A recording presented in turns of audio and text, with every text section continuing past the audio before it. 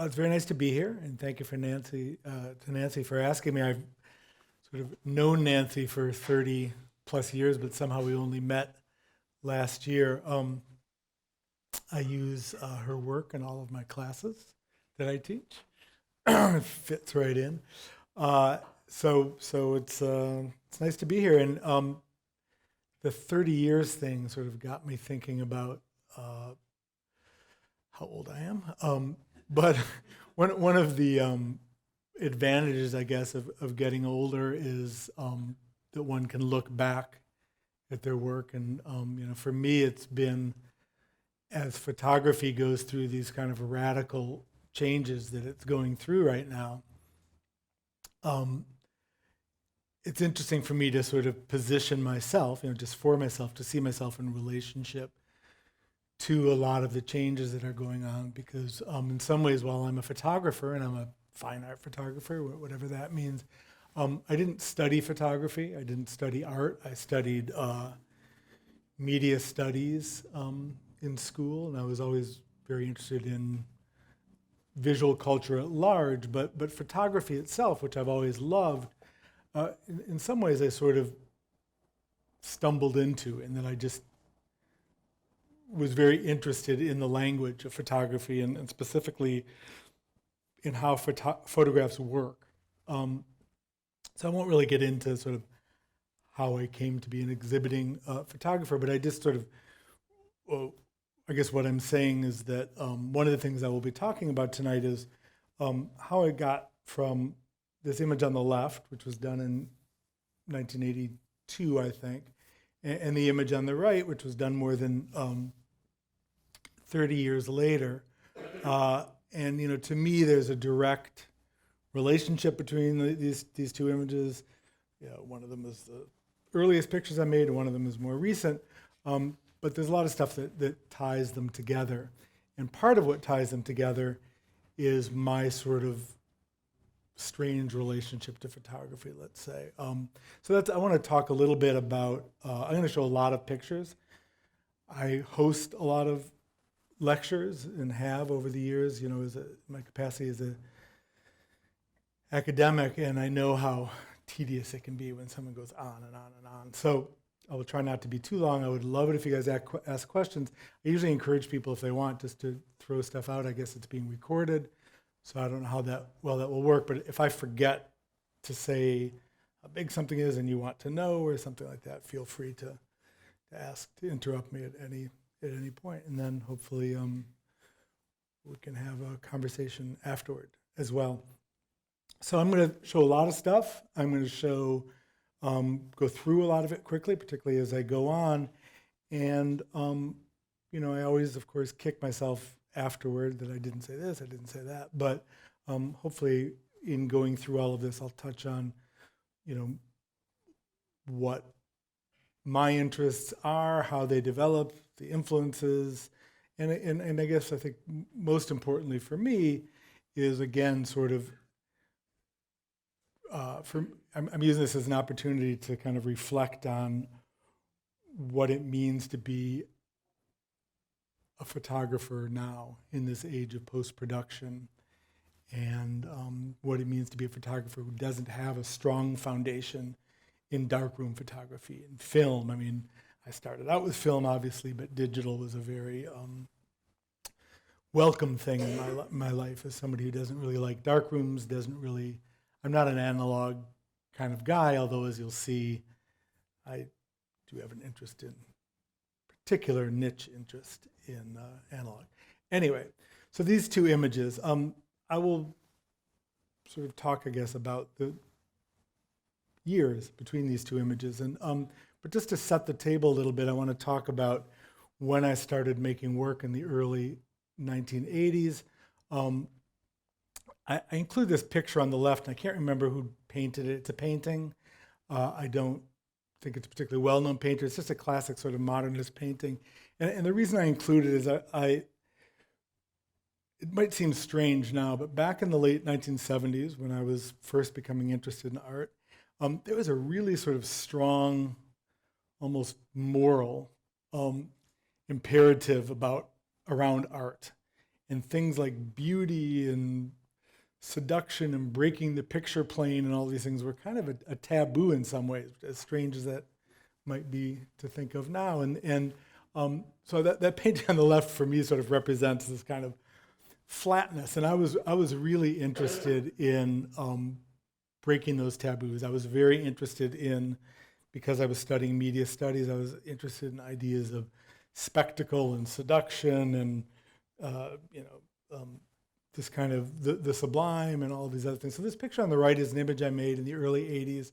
It's made using homemade special effects. I don't remember how this was made. It might have been photographing into some reflective mylar with a Polaroid or something. And then it was printed as a fairly large Cibachrome. But I was interested in creating this image that was really just pure depth, pure spectacle. And I was also interested in this space between abstraction and representation. This space where when you look at something and you question what it is now with digital technology, with digital photography, it's much in our lack of belief in what a photograph is. This is less a part of our sort of consciousness. But back then, a photograph was supposed to be of something, right? Like a painting, fine, it could be abstract. But a photograph, if it was abstract, it was an abstraction, like a detail on a green pepper or what have you. It was like an abstraction born of a kind of macro or micro view. And I was interested in something that looked like something, looked believable, but you didn't know what it was, which, in a pre-digital age was something that was, I think, more a critically interesting issue. So what I wasn't interested in, though I am now, and I should say I wasn't interested in doing it myself, was suddenly I lost, it's Bresson, right? Yeah, thank you. So I say Versailles. This decisive moment thing. I use this image because, it's a beautiful image, it's an amazing image, it's an image we all know, but it sort of defines the sort of ethos of modernist photography, this idea of capturing both within the picture frame and within that moment, this incredible photograph. And that didn't really interest me much. I was less interested in taking pictures than I was in making pictures. So this image on the right is something I made in the 1984 or so, and it's it's a fairly large print, again, a Cibachrome. I don't know if they still have Cibachromes, but a color print made from a color positive. It was made by seaming together a bunch of Polaroids that I had taken, similar to the other one, sort of rephotographing found photographs, and just basically homemade special effects. They're all sort of different and little fragments of found images and so forth. But what I was interested in was seeing if I could get something more analogous maybe to a film or something where there's multiple things happening at one time within it, and yet it holds together as a cohesive whole, and also doesn't have a sort of window perspective, but is more linear, like maybe a Asian scroll painting or something. But more importantly, it was an image that was made and not taken, and also flirted with that sort of space between painting and photography, which is something that's really interested me and something I'll be talking about more as I go along. And also something which I think obviously in the digital age is incredibly important, that the sort of malleability of a photograph. I just want to take a brief parenthetical right turn here and talk about New York in the 80s and what myself and a lot of artists spent time in a place called the New York Public Library, Image Library. It had a special place, I think, for everybody, for a lot of people, but for artists in particular. It used to just amaze me to be able to go there and look at couch and find a million pictures of Earth. Relative to what you can find now if you type in couch, not many, but it just seemed like a great place. So I was interested, and have always been interested and continue to be interested in the archive of images that are out there. And I don't want to get bogged down in the issue of copyright and all that, because that's a whole other 10-hour lecture. But but I've sort of always been interested in navigating that world, but not necessarily to make a point about ownership or authorship in the way that a lot of artists in the early 80s were. For me, it was like resource material. You know, if you can take a picture of a landscape, you can also take a picture of a landscape this way. But that's, anyway. Pictorialism was a really big influence on me, again, just because of that space between painting and photography. There was that point, I guess, when photography had its own criteria and moved away from painting and defined it to, aesthetic criteria was based more in things like the decisive moment and framing and all of that. All these things I like, but didn't interest me as much as the kind of transcendent, the temporally transcendent nature of pictorialism.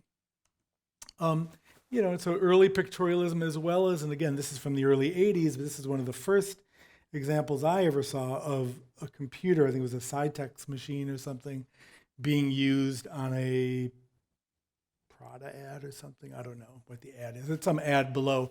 And if you look at it closely, I don't know how well you can tell here, but it's like a painting photograph. It's sort of like, I don't know what, Nancy would probably know better than I did, what the technology was to use it, but I know that we all have them now, whatever it was, in our phones probably.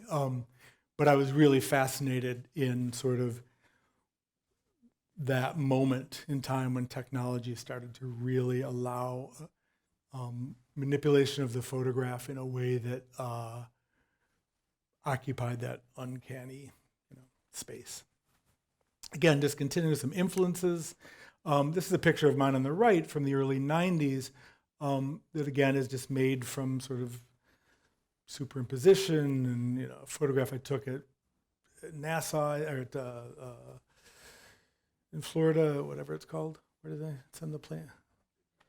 Thank you, Cape Canaveral, with a landscape that maybe a detail from an ad or something, I don't know, but it was influenced, not directly, but sort of in retrospect, I realized very influenced by Hudson River and romantic landscape painting. I live in the Hudson River Valley now and continue to be a big fan of that aesthetic, but also German romantic landscape painting. Just in general, that point at which people started to pull away from, started to become safe enough from nature that they could see it as this otherly thing and start to romanticize it. So that tension between nature and culture is something which always interested me as well. Big influences on me and a lot of other artists at that time were Apocalypse Now, Blade Runner, in general, just movies, the spectacle of cinema. I sort of, in some ways, I think had I been born 30 years later, would probably have gone into special effects or something. It's a world that I'm interested in, although whenever I put a foot into that world and have to start collaborating with people, I don't do well in it. But ideally, hypothetically, it's something that really interests me. But this kind of what movies could do, what they can do, has always interested me a lot. And then, I became aware, I didn't study art, but I was sort of around a lot of artists. And there were certain artists who really appealed to me who have gone on in time to become very well known and famous and in some cases quite wealthy. But at the time were real underdogs. Like the art world was not friendly to a lot of these artists, but artists of what was called the pictures movement at the time. Richard Prince's photograph of Marlboro Man on the left, and it's a Jack Goldstein painting based on a Margaret Burke White photograph on the right. These were people who, I was sort of interested in the way they were exploring media culture, but also issues of authorship and ownership of pictures. So in 1980, from 1983 to 1987, we were just talking about this guy, Nancy and I ran an art gallery in New York called Cash Newhouse. And this is an Alan McCullum installation. I just throw this in because in some ways, while I didn't study art, this was sort of my art education. I learned a lot about artists. I learned a lot about sort of how the sausage is made, which is something I sort of regret. I didn't enjoy it. I got out of it after 5 years, even though we were sort of successful. But really, I learned a lot about the art world, and to this day, a lot of my sort of contacts in my world still sort of, this was the foundation of it. I enjoyed working with artists. I didn't enjoy the rest of it. I just want to throw this up just in case anybody is sort of wondering. Back then, sort of an image like this is my picture. It's a cibachrome, sort of a tall cibachrome like that. In this case, was made from these images here. You can see like this Walt Disney spire down here, shows up here. These trees are here. This thing is made just somehow by manipulating what this neosome anti-aging science thing, whatever it is. So I was interested in taking fragments of pictures, and in some ways maybe I was commenting or critiquing the source of those pictures, but it was really more about just collage, basically, in creating these images, which, again, I think within the context of a analog world spoke with a certain language that now perhaps we no longer have the same relationship to the pictures. So these are two other photographs from that series. I guess you already saw the one on the right. I was very interested in UFO photographs. They struck me as being the ultimate sort of manifestation of that fictional picture that you look at and you wonder is it real or is it not real? And again, you look at a UFO photograph now and it's like, oh, it was made digitally. But at that time, there was still some sort of semblance of belief that, if it's a photograph of a UFO, it must exist. And I was, so that was part of what I was playing with here. But, people always ask me, so do you believe in UFOs and stuff? I have no interest in UFOs. I just, beyond their kind of function as photographs. Another picture from that series. Couple more. Did I just show that same picture on the right twice? I did. Okay. Anyways, this is a fairly large series, and at some point, these were pretty large prints. But with all my photographs, I tend to have them exist in different scales, and these are also exist as small 5x7s that are shown in a kind of grid or in an arrangement like this. This is actually was in a show at the Met, which. I took these shots up there, which was kind of a fun. It was an opportunity for me to arrange these things in a way that was they're hard to see up there, but I like the way they kind of bounce off each other because some of these were made in the 80s, and actually some of the ones in this grid were made more recently. So you can kind of looking at the textures of the images and the film grain or something, it's interesting to see what each image suggests in terms of how it was made and when it was made and how they relate to each other. Here's some other pictures from late 80s, early 90s. Industrial landscapes have always interested me. So I was teaching at the School of Visual Arts in the MFA program in the early 90s. And I had a student who one day was playing around with, on a computer with this thing called Photoshop.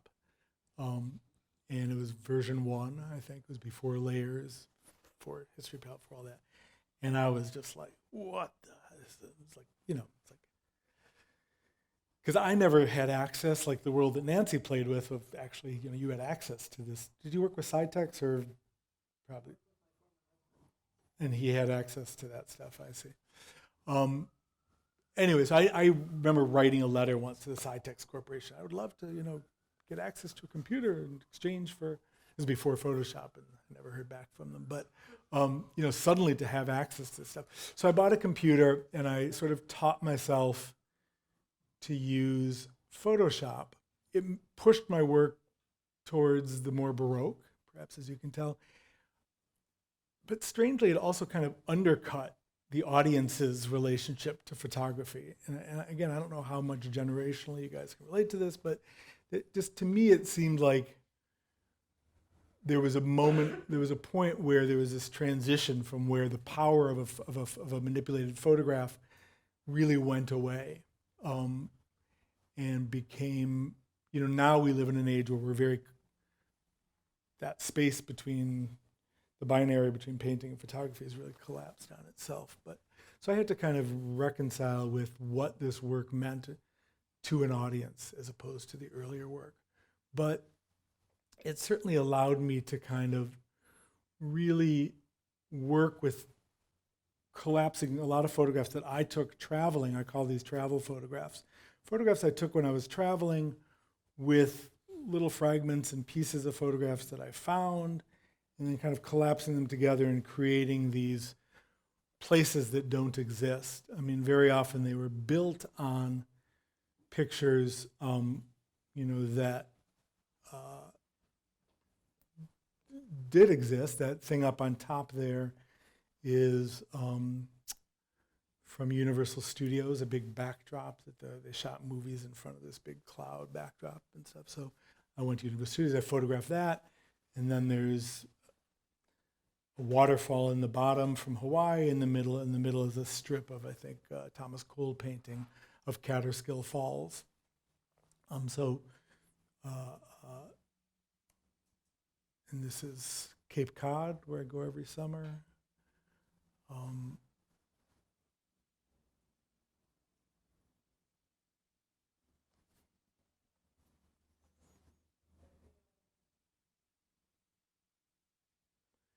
Then things really got sort of out of hand and Baroque, and I was really pushing things over the top.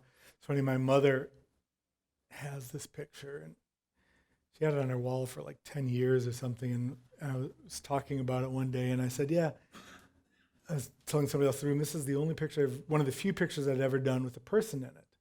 My mother was like, oh, there's a person in it? It's like she'd never noticed that this person was in the front here. And there aren't people in much of this work that I did, and that was a very intentional thing. I really didn't, I have had a sort of cynicism about photography's ability to tell a truthful sort of story about someone, to capture people. Like, I've just always thought that, people were this kind of, or a specific record of a moment in place and time, which I never liked. But they also tend to sort of be the focus of an image, and it just wasn't a world I was interested in, the world of people. And as you know from first slide I showed, that was something that I no longer feel, but I'll talk about that more later. So as things got increasingly kind of over the top Baroque, I became more interested really in a space, this landscape has obviously always been a big part of my work, but I became more interested in spaces that really rest somewhere between that, something that's believable and something not believable. And I only have one slide of them here, but I did a whole series of images that really were more sort of grounded in the real world, and I thought, to the best of my ability, occupied some space between, like, nobody would look at this picture and think this was a real place, whereas with this one you might. And so I did a lot of work sort of playing around with that tension. I think that there are a lot of people who did it better than I do. I think that that's sort of the space in some ways that somebody like Gursky plays with, among the other things he's playing with. I think, it's that capturing something that's manipulated but doesn't necessarily look it. So after doing many years of landscapes, I started taking the landscape indoors. I wanted to do a whole series of pictures where the landscape came inside of a building. And I just wanted to imagine sort of ideal architectural places. I was doing a project at the time with my ex-wife in Las Vegas, and I was living. They put us up in the, I don't remember what hotel it was, but we spent like 6 weeks in Las Vegas, which is just hell on earth. But I think I was influenced by Las Vegas. So again, I'm going to start going faster through some of these images so I can talk about more of them, but these are all from the series of interiors I did where nature came indoors. And while I work with collage, and all of my work is collage, it's always really important to me that the images be believable. Not believable in terms of the places being believable, but believable in terms of sort of spatially, and that they be relatively seamless. Like I like that sort of being fooled thing. I think it's a big part of our culture right now. I think it's why we go to movies, a lot of special effects movies, that feeling of being, that's the magic of photography in some ways.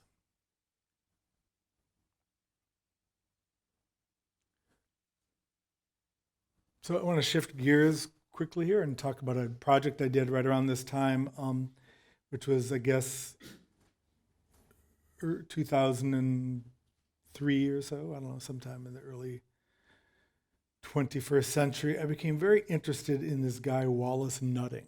Anybody know who Wallace Nutting is? Nobody? All right. So Wallace Nutting, believe it or not, sold more photographs than anyone, more art than anyone probably, in the 20th century.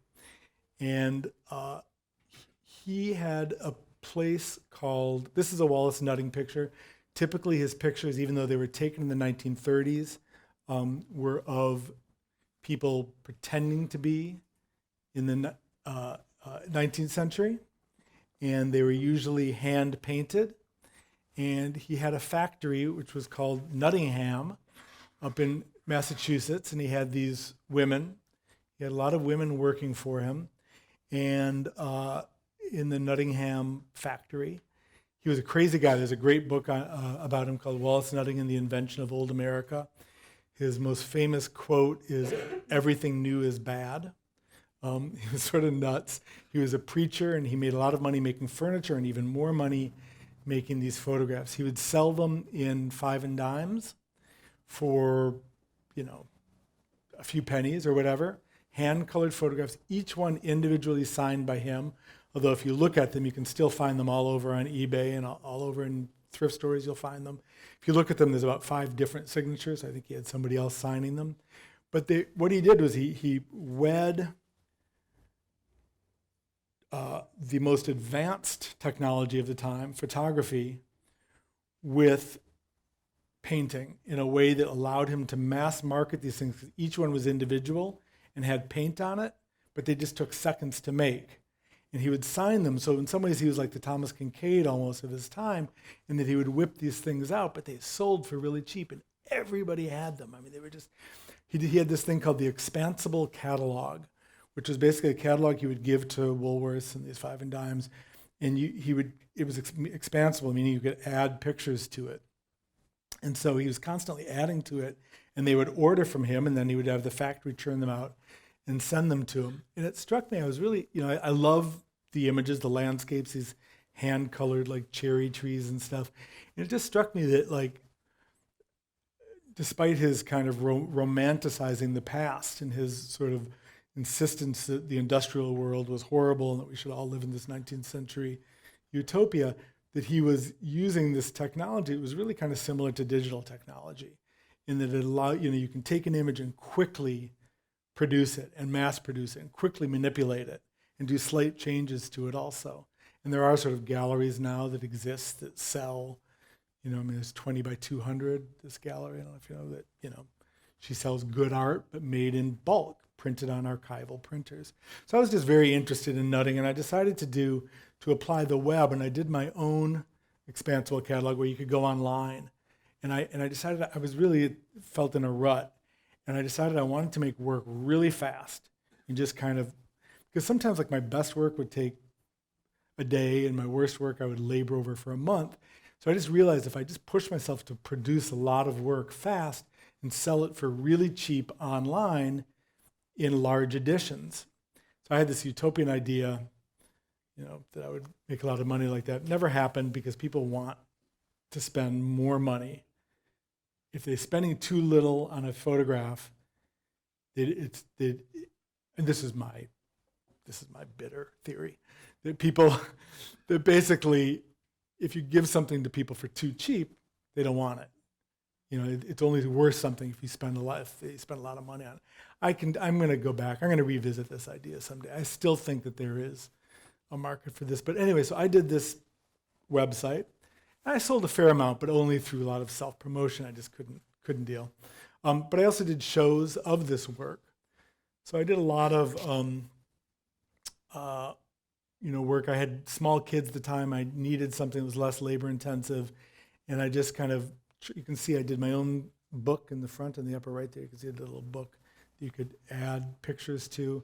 And so these are pictures that I sold online for very cheap. When I say very cheap, I mean very cheap relative to the art world. But they were between $20 and $100. And the edition number, there was no edition. They were signed, but there was no edition. I could never quite figure out how to navigate that. I really wanted them. I had this again. It was more of a theoretical idea than I didn't expect it to really take off, and it didn't. But I think I still think in some ways Instagram. This is pre-Instagram, but in some ways this model is still happening. It's going to happen. I think that the art world is a multi-headed beast, and I am increasingly less interested in the art world that I came up in.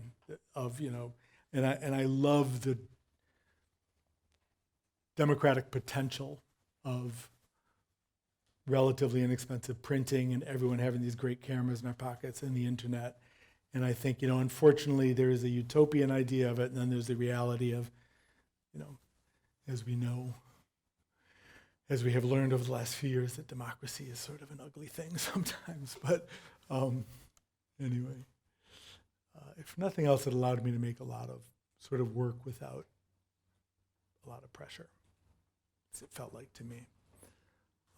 So this is all work from that series. Some of these I printed large also.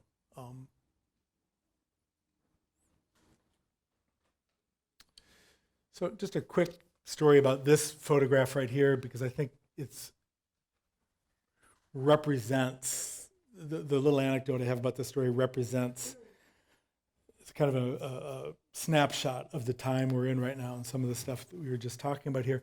This is a picture I did for this series. It's a photograph of mine, and I got an email one day from Popular Mechanics, of all things. And they said, we're doing an article on UFOs. It's kind of weird. I don't know why Popular Mechanics did an article on UFOs, and we would like to use your picture for a cover.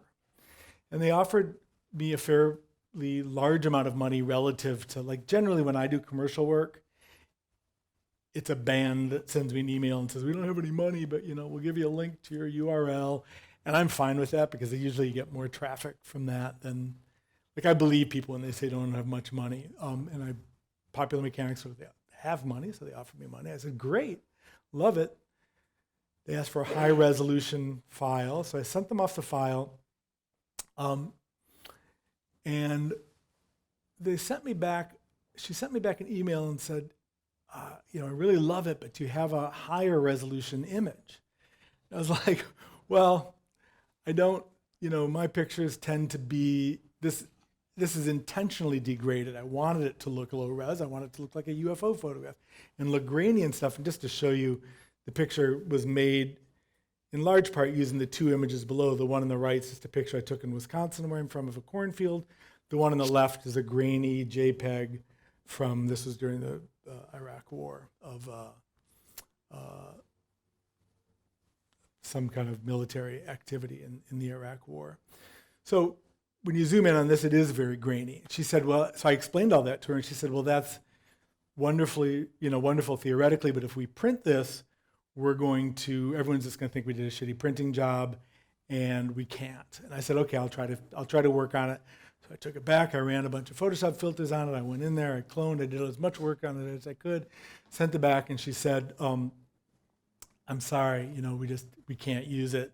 So I was disappointed. She was disappointed, and I wrote it off. And then I got an email from her a few days later, and she proposed an idea. She said, "I really can't let go of this image. I really want to use it. What if we have our in-house people remake your photograph? You'll be paid the same amount. You'll get credit, but it'll be a different photograph." And to be honest, I was mostly interested in it because I just liked the idea of having this weird story to tell, and I was curious what they would come up with, and of course I liked the money. And I did ask them to give credit to the person who also made it. I didn't ask how much they would pay that person. So this is what they came up with. The picture on the left, I don't know how well you can see it. That's my picture on the right. And it's just weird because I like mine better, but that's neither here nor there. I just think that the amount of effort they went through, they probably used a stock photograph below, and then they just in some kind of a graphic program, they made this photo/painting there, and paid me. I just think it's just sort of an interesting, weird example of how the world works now. Huh? Yeah, I mean, they paid me for my idea, but it just seems like a strange.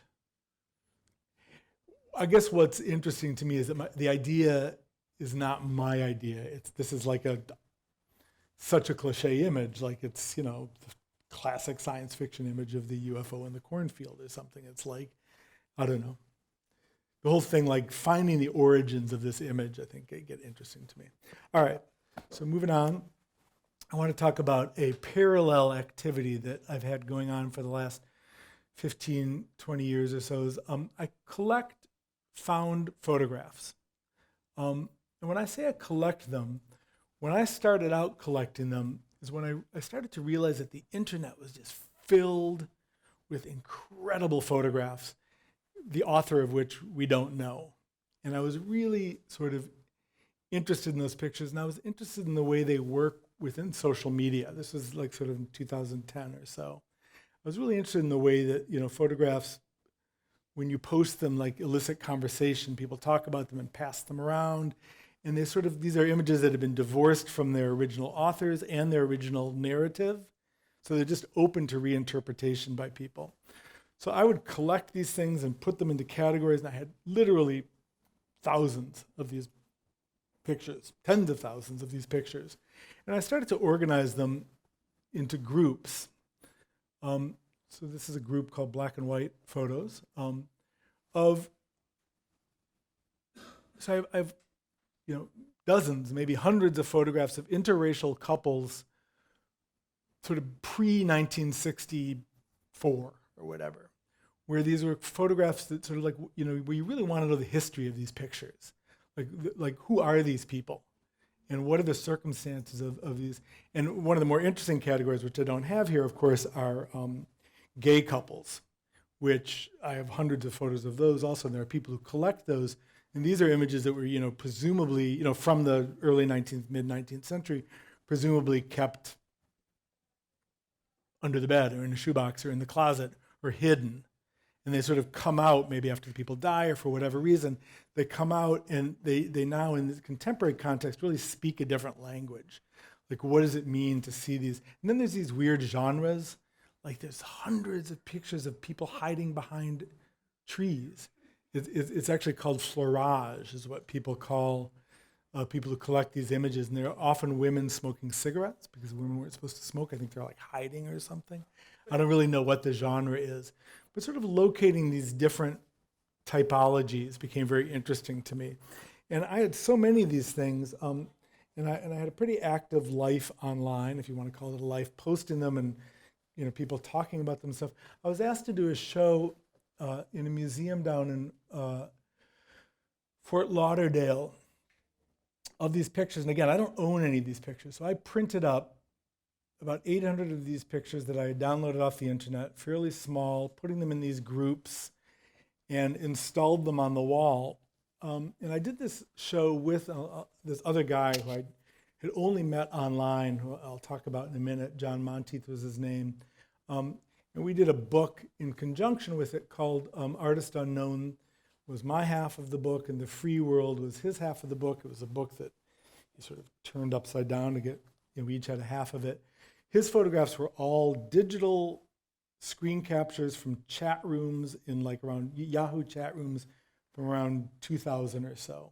And mine were all these found images like the ones I just showed you. And here you can see and the video at the very end is a project that we did together that I still consider one of the favorite things I've ever done. I don't have many examples of it here, but I'd never met him, but every day one of us would send the other one a picture from our collection. And the other one would send back a picture that that photograph reminded us of. So his, again, were all these weird photographs from, early, like when the camera is sort of mounted up on top of the computer. And mine were all just pictures I found online. So here's 4 examples of them. And the book was filled with a lot of these in the middle of the book also.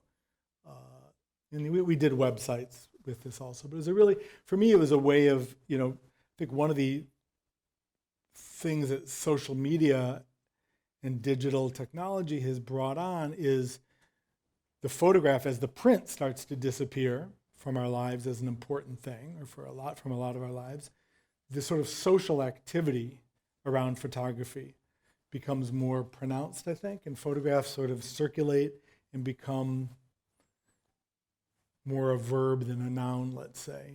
The photograph itself, like Instagram, is kind of this way of like socially interacting with photographs. And this was sort of an example of that. So in my collecting of pictures, one genre of pictures that interested me in particular were photographs that are shot in front of painted backdrops, because obviously my interest in painting and photography and fiction and artifice and all of this sort of collapsed together here. And I started collecting not the virtual online images, but the physical prints. And I still to this day collect a lot of these prints that I buy from photo booths and arcades and studios with backdrop photographs. I really started to look at those and think about them in relation to digital technology also.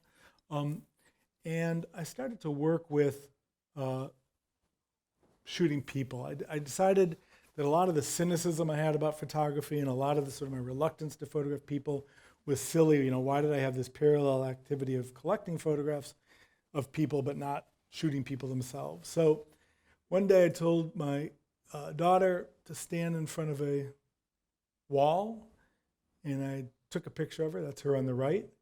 And I just included that one on the left just to sort of show the kind of influence, what brought it on.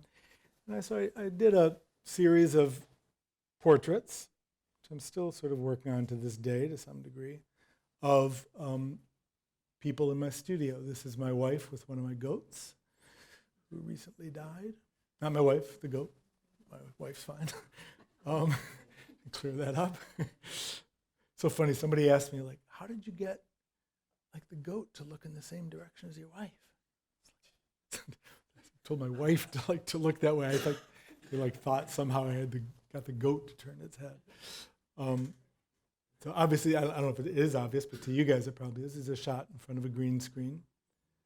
And the backgrounds are just, from paintings I've found, and usually I've seamed together the backdrops from a lot of different found images and sometimes pictures I've taken as well. This picture was very influenced by, that's a friend of mine with her child, Sula. Do you guys know about this hidden mother genre? Back when shutters had to stay open for a long time, it was very hard to photograph a baby. And so they would take the baby and put it on the mother's lap, but they would put a blanket over the mother. And I think what interests me most about that, other than the fact that it looks creepy as hell, is that to me it speaks like to our relationship, their relationship to photography also. And it just seems like it suggests that photographing was really just about documenting this child. Like it wasn't about the aesthetics of the picture necessarily, because one has to assume they didn't think that was creepy, right? Otherwise, like, maybe there's just no other choice, but it just seems like, why not just have the baby there? Why not have the mother's face? It's hard to remember that they were dealing with a new technology, and the goal was to memorialize. And anyway, Laura Larson, an artist, has done a really great book called Hidden Mother, if any of you are interested in this. So this was my sort of homage to that. It's a photograph of my brother. It's a picture I started with, and I don't want to get too deeply into my psychoanalyzing myself or anything, but I was thinking, one of the reasons that my brother suffers from schizophrenia, and he's always sort of represented to me this something that was very real as opposed to this kind of world of artifice that I'm involved with photography and my interest in, but a lot of my interest in sort of the more surreal, hallucinatory aspects of photography, I think, come from my interface with my brother and his mental illness and everything. So one of the first photographs of people I took was of my brother, and it's still one of my favorite pictures. And to me, it's like the closest I've ever come to taking a photograph where I really feel like there's a kind of emotional power to it that I would like to explore more. Like I'm starting to believe more in photography's ability to do that, perhaps. Friend of my son's from some years ago.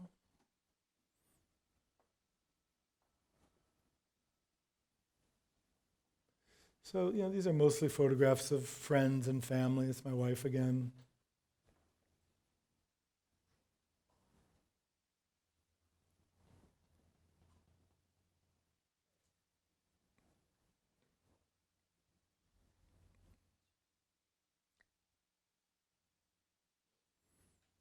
That's the mother that was under the blanket.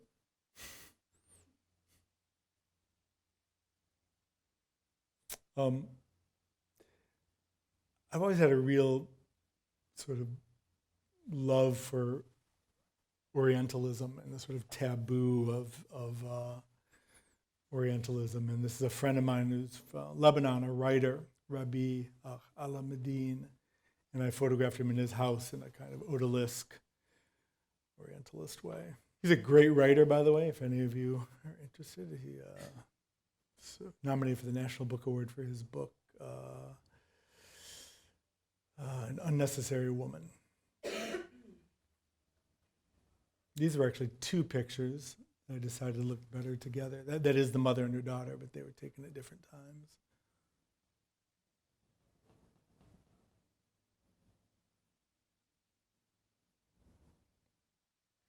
Almost done here. I just want to talk about one other quick project. That's my son some years ago.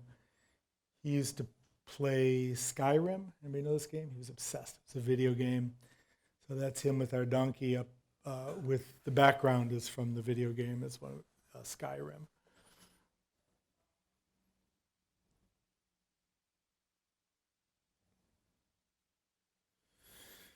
And that's my mom. That was also a rather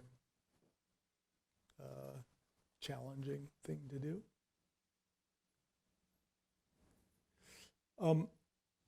So I've been continuing to do this and shooting people and enjoying it. But when 2016 rolled around and Trump was elected, I found it really difficult to get any work done. I was just not feeling in my skin. And I started doing, just for the hell of it, a series of portraits of the Trump cabinet, people in the circle of Donald Trump, called the Rogues Gallery. And I did a lot of pictures, and they were just blatant sort of stupid propaganda in some ways, but I just really needed to do something. And I can't explain why, but it just sort of felt cathartic. And I would post these online, and people seem to like them. I think, again, it was just like a way of people blowing off steam and dealing with the political reality around them. And I did a lot of them.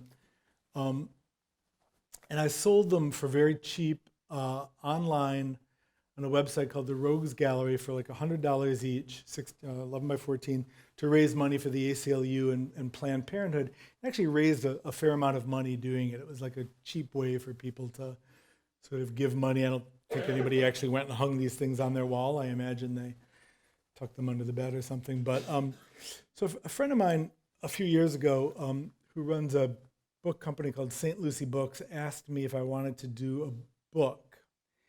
And we talked for a while. He's an artist, and I really like him. We talked about sort of maybe trying to combine all these series I've been working on into one thing. So came up with the idea of a book called Friends, Enemies, and Strangers.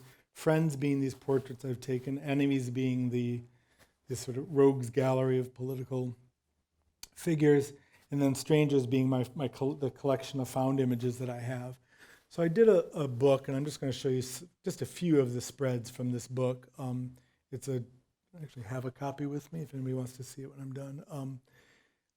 But mostly it allowed me to create juxtapositions of images, working with images I took, with images that I found, and images I made. And there is a kind of logic to the book and the narrative of the book, but so this book was sort of the most recent project that I've worked on. Although I'm working on a new book now with the found images. So that's that. A lot of pictures. Thanks. Thank you.